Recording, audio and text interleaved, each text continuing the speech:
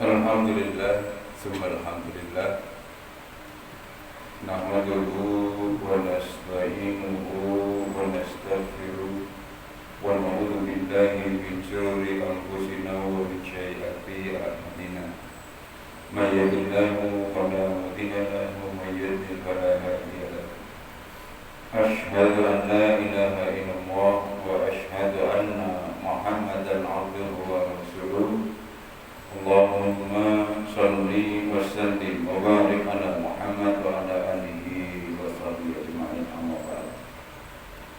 Fa ya ayyuhal hadirin usikum wa nafsi bi taqwallah wa qad taqun kama qala Allah ta'ala fi kitabihil karim a'udzu billahi minasy syaithanir rajim. Ya ayyuhallazina amanu taqullaha haqqa tuqatih wa la tamutunna illa wa antum muslimun.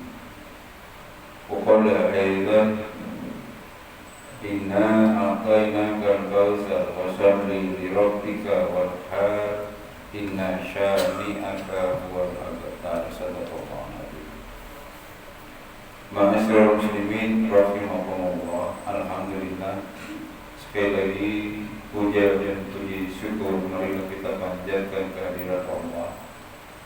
Betapapun kita menyadari bahwa kita hidup karena dihidupkan oleh Allah, kita sedang memanfaatkan fasilitas juga milik Allah.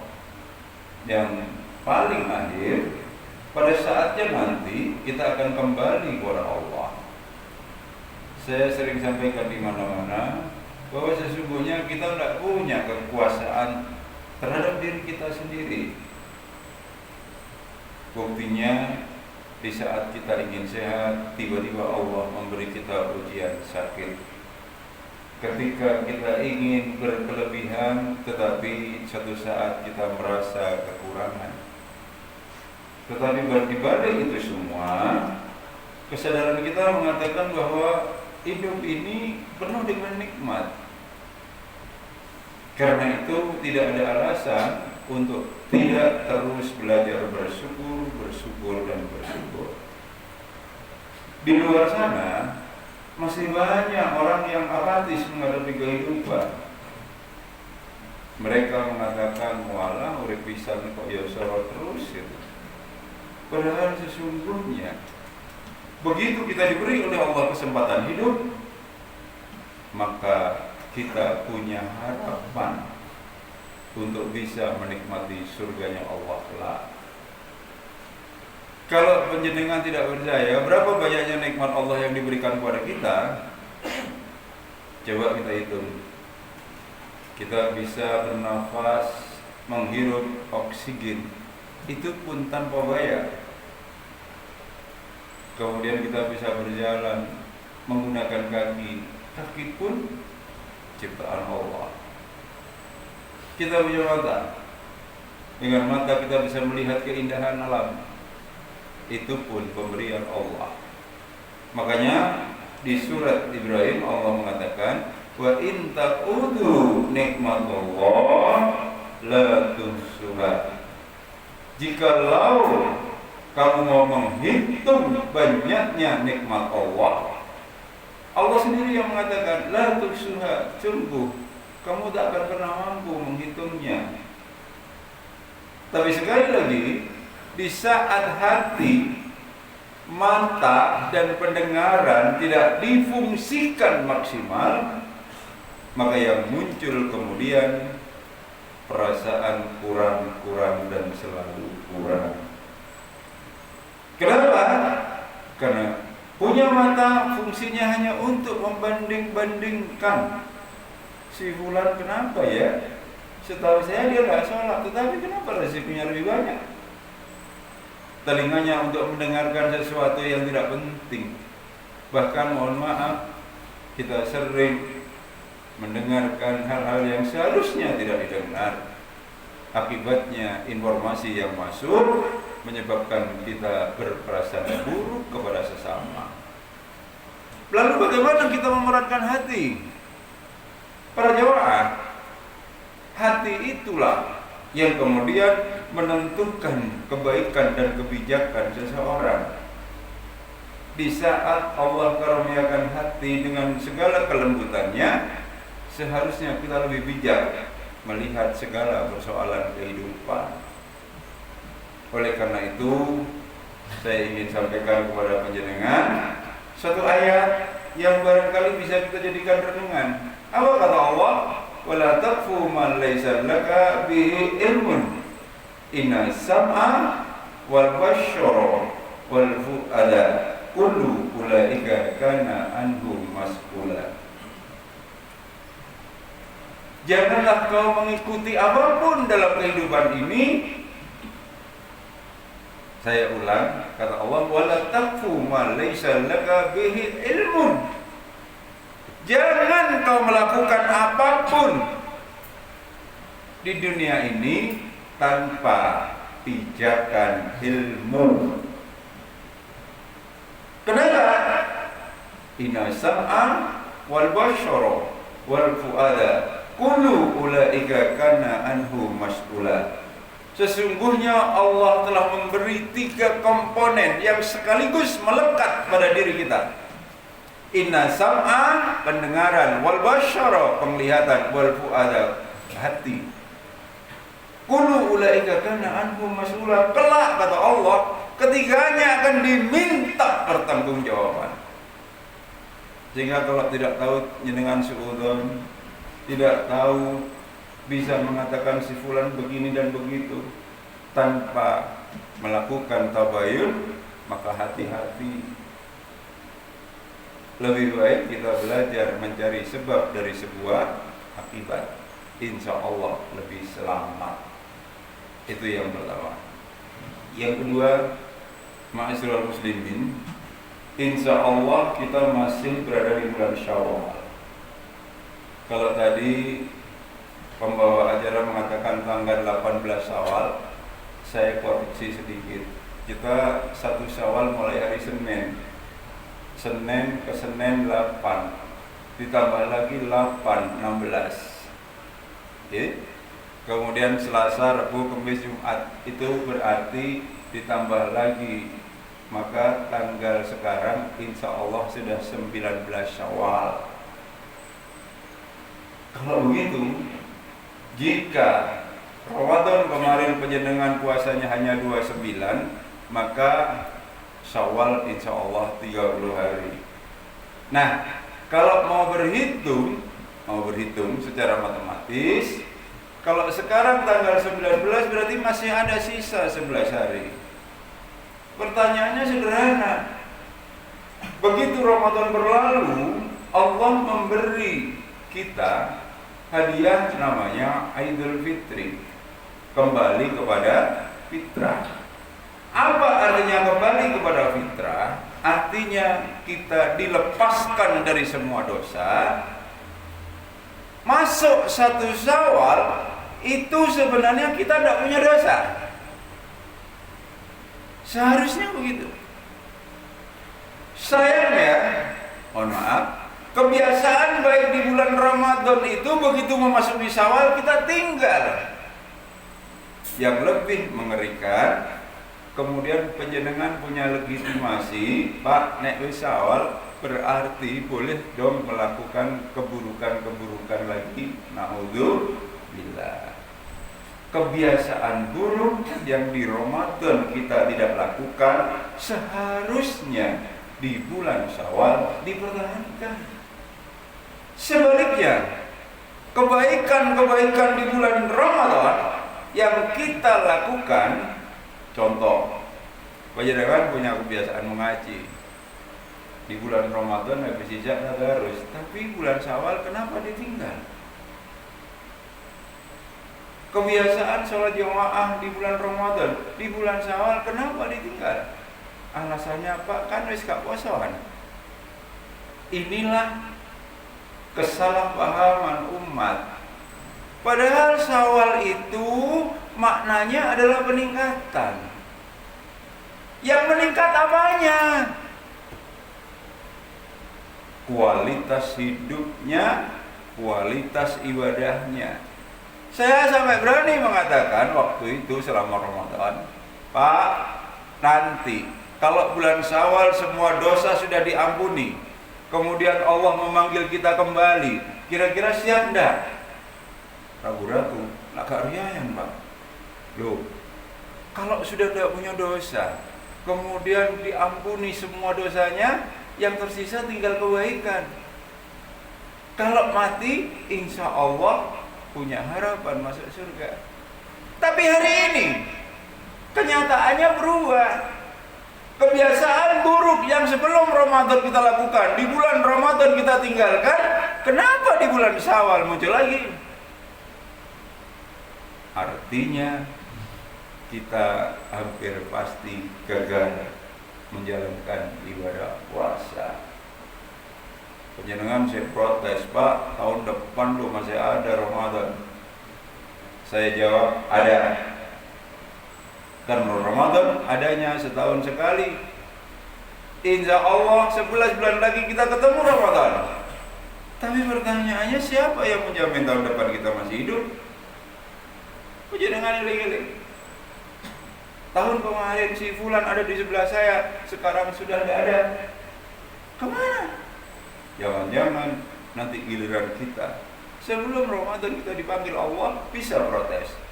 Tentu jawabnya tidak. Oleh karena itu, ma'asyiral muslimin, mumpung Allah masih memberi kita kesempatan, monggo tunjukkan bahwa setelah Ramadan berakhir, bertemu Syawal, kita sudah berubah menjadi pribadi mutakin. Itu yang dijanjikan Allah. Pak, orang bertakwa itu yang kayak apa? Orang bertakwa itu banyak ciri-cirinya. Di antaranya di Ali Imran 134. Yunfikuna fisyara'i wad-dara wal katiminal ghaidha wal afina aninas wallahu yuhibbul muhsinin. Orang bertakwa itu bukan orang kikir. Kalau penjenengan medit, insya Allah hidupnya tambah sulit. Pak, ya kenapa sih ngukure wong medit gampang? Penjenengan pernah ikhlas enggak setiap hari mengeluarkan sebagian harta di jalan Allah? Atau yang lebih sederhana, Jum'ah itu hari baik. Kalau mau berangkat Jumatan, pernah enggak geraya-gerayasa? Ngomong Jumat lah, dibiasakan berinfak. Ada kotak di depan kita, jalannya buanter. Coba bayangkan, saya jujur Bapak, malu pada diri saya sendiri. Antara untuk kepentingan perut dan infak dalam sehari-hari, lebih banyak yang untuk urusan perut. Tidak percaya? Kita kalkulasi. Jangan masuk warung, makan sama minum, cukup 10.000. Gak cukup. Padahal sekali, kalau 3 kali 30.000 itu minimal. Tapi begitu kita mau infak, kalau ada 5.000, 10.000, 20.000, kira-kira yang diinfakkan yang mana? 5.000 Pak. Nah, malu kan? Padahal yang kita infakkan di jalan Allah itu tidak pernah mengurangi harta, tapi justru sebaliknya akan mengundang keberkahan hidup. Sayangnya pemahaman orang tidak sampai ke situ. Dianggapnya infak itu mengurangi jatah rezeki. Padahal kalau penjenengan tahu ayatnya, ya Allah, kalau tidak infak sehari saja, eman. Masalul ladzina yunfikuna amwalahum fi sabilillah kamasali habbatin ambatat sab'a sanabila fi kulli subulatin mi'atu habbah wallahu yudha'ifu liman yasha wallahu wasy'un alim.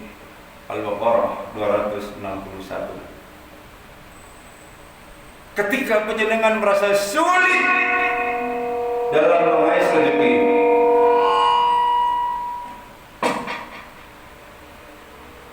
itu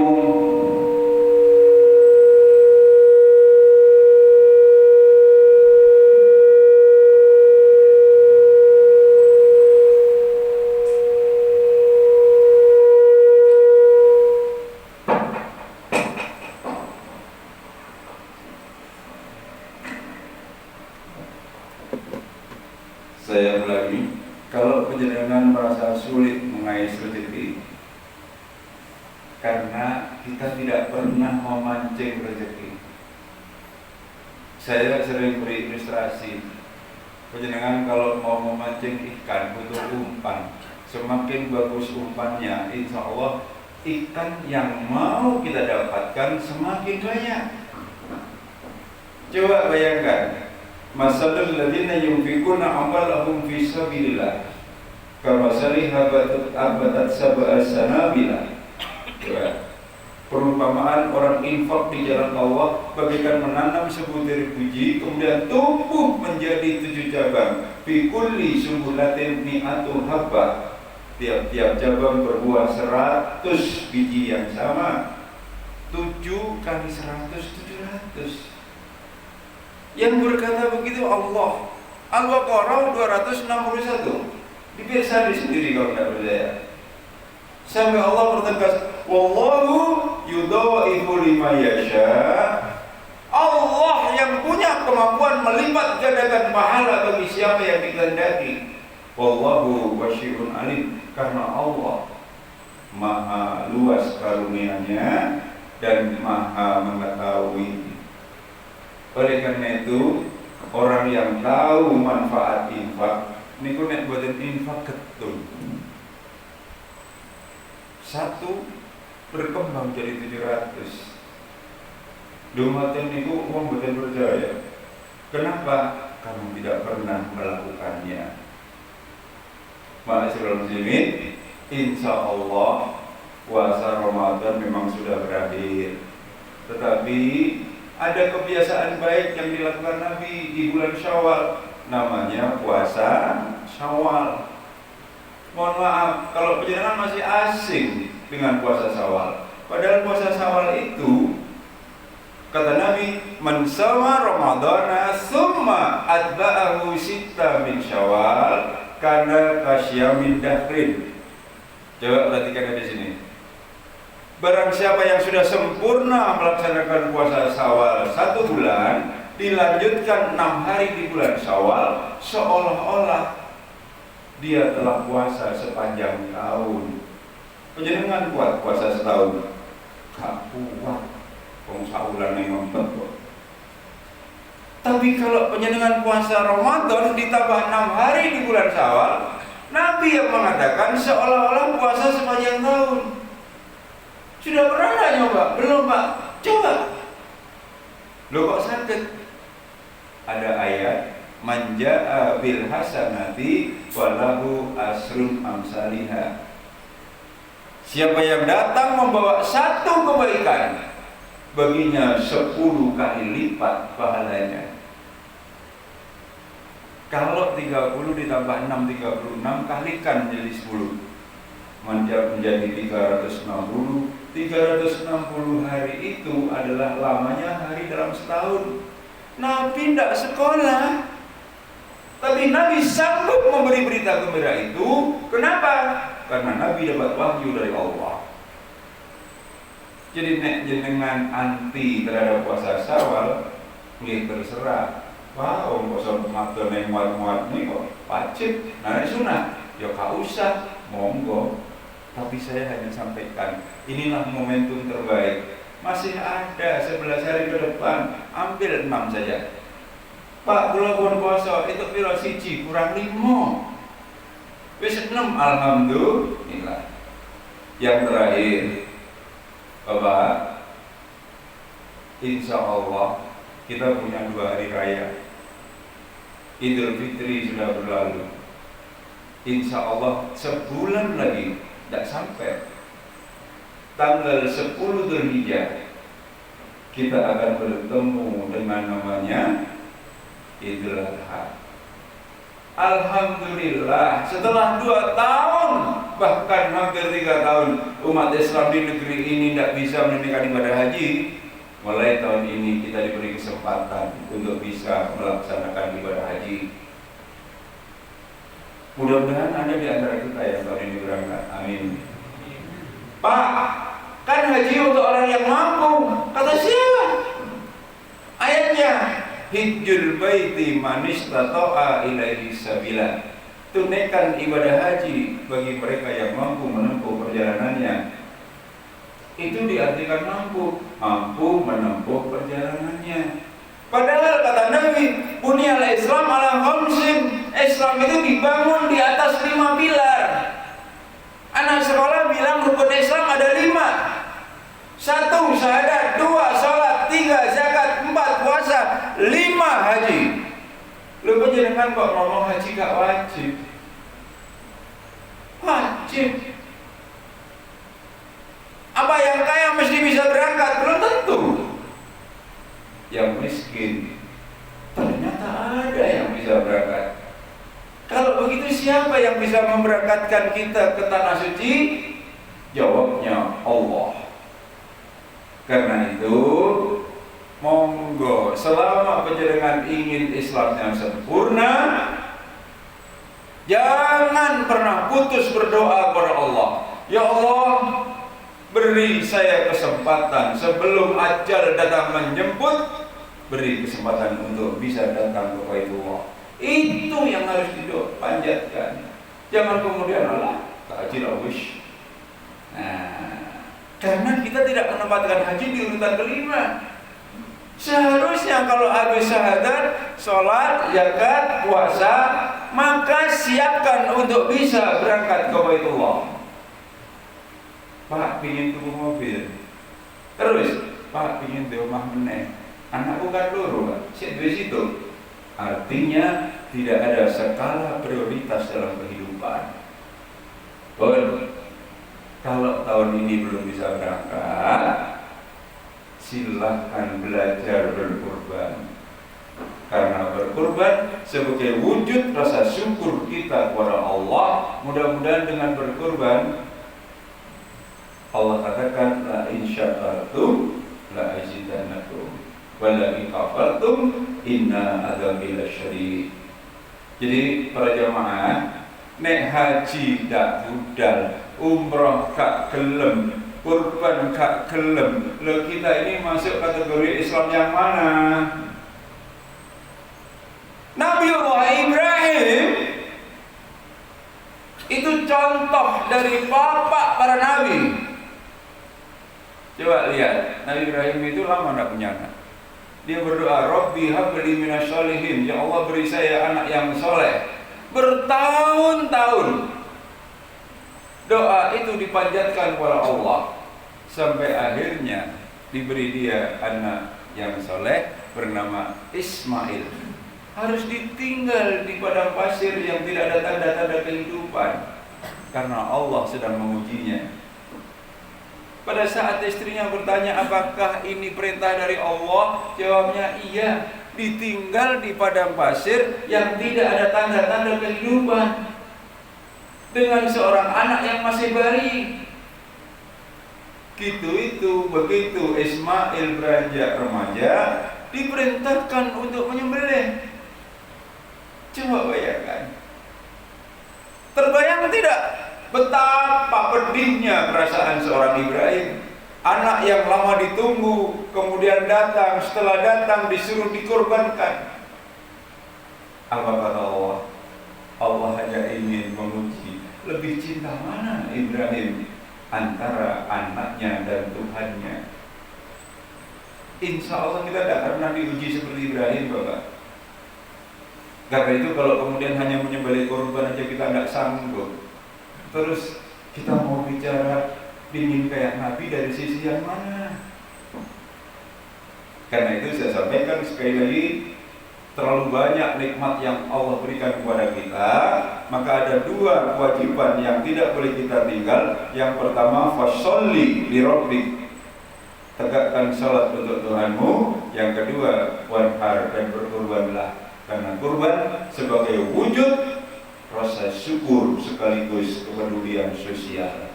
Mudah-mudahan tahun ini penjenengan yang belum sempat berkorban bertahun-tahun menikmati nikmat dari Allah, diberi oleh Allah kemudian untuk bisa melaksanakan ibadah kurban. Amin ya rabbal alamin. Aqulu qouli hadza wa astaghfiru innahu huwal ghafurur rahim.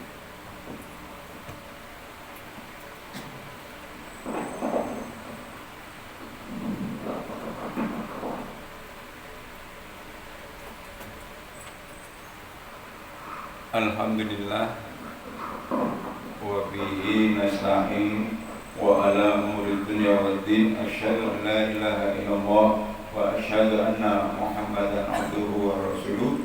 Allahumma shalli wa sallim wa barik ala Muhammad wa ala alihi wa sahbihi ajma'in. Amma ba'd. Para jemaah, sering saya sampaikan, kita ini punya cita-cita yang luar biasa. Rabbana atina fid dunya hasanah wa fil akhirati hasanah wa qina adzabannar. Itu doa pamungkas. Pingin hidupnya bahagia di dunia, di akhirat bahagia, dan terhindar dari api neraka. Artinya kita pingin masuk surga. Dan itu yang akan didapat para nabi. Tapi kalau penjenengan bertanya, kenapa kok semua nabi masuk surga?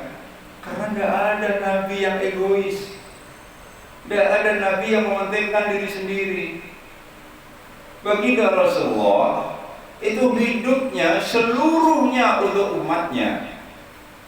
Di awal-awal mendakwahkan kebenaran, diancam akan dibunuh. Nah, kalau kalian penjenengan coba, ancamannya apa? Mau berangkat sholat subuh pernah diludahi orang? Tidak pernah. Nabi itu mau berangkat ke masjid diludahi, dilempar kotoran. Tapi begitu orang yang meludahi, yang mengganggu itu tidak ada, dicari. Kemudian karena sakit didoakan. Akhlak inilah yang seharusnya kita contoh. Rasulullah tidak kikir. Dia begitu dermawan. Ada sahabat Nabi yang begitu dermawan, namanya Abdurrahman bin Auf. Kata Nabi, wahai Abdurrahman bin Auf, insya Allah kamu masuk surga. Dia senang. Kenapa ya Rasulullah? Karena kamu kaya, tapi kamu dermawan. Sayangnya kamu masuk surga paling belakang. Gitu nangis loh. Tidak mau ya Rasulullah, kenapa saya harus masuk surga paling belakang? Karena hartamu banyak. Kamu akan ditanya dari mana kau dapatkan dan untuk apa setelah kau dapatkan.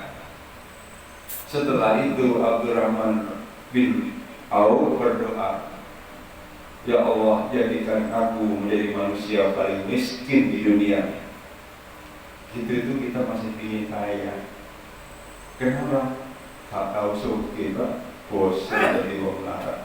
Nah, ternyata hidup berkualitas itu bukan karena kaya atau miskin, tetapi jadikan diri ini menjadi hamba yang bertakwa. Mudah-mudahan para jemaah, puasa Ramadan sebulan menjadikan kita hamba yang bertakwa. Kemudian di bulan Syawal ibadah kita meningkat, dan kesempatan untuk berbuat baik di bulan Dzulhijjah bisa kita manfaatkan dengan melaksanakan ibadah kurban. Amin ya rabbal alamin. Mari kita akhiri dengan berdoa. A'udzubillahi minasyaitonir rajim. Bismillahirrahmanirrahim. Innallaha wa malaikatahu yusholluna 'alan nabi ya ayyuhalladzina amanu shollu 'alaihi wa sallimu taslima. Allahumma sholli 'ala Muhammad wa 'ala ali Muhammad walhamdulillahi rabbil alamin. Allahumma fir lil mu'minin wal mu'minat wal muslimin wal muslimat al ahya'i minhum wal amwat innaka qaribun mujibud da'wat ya qadiyal hajat. Allahumma ya Allah, kami datang dan berkumpul di tempat ini untuk memohon ampunan-Mu ya Allah. Ampuni segala salah dan dosa kami, ampuni segala salah dan dosa kedua orang tua kami, ampuni segala salah dan dosa orang-orang mukmin dan mukminat semuanya. Ya Allah, ya Tuhan kami, jadikanlah kami hamba-Mu yang bertakwa. Setelah kami lewati puasa 1 bulan Ramadan, kemudian kami bertemu bulan Syawal, jadikanlah ibadah kami meningkat, jadikanlah hidup kami meningkat, jadikanlah kami orang-orang bertakwa yang Kau janjikan kelak akan memasuki surga-Mu. Rabbana hab lana min azwajina wa dzurriyyatina qurrata a'yun waj'alna lil muttaqina imama. Rabbana atina fid dunya hasanah wa fil akhirati hasanah wa qina adzabannar. Subhana rabbika rabbil izzati amma yasifun. Wassalamun ala mursalin walhamdulillahi rabbil alamin. Aqimissalam.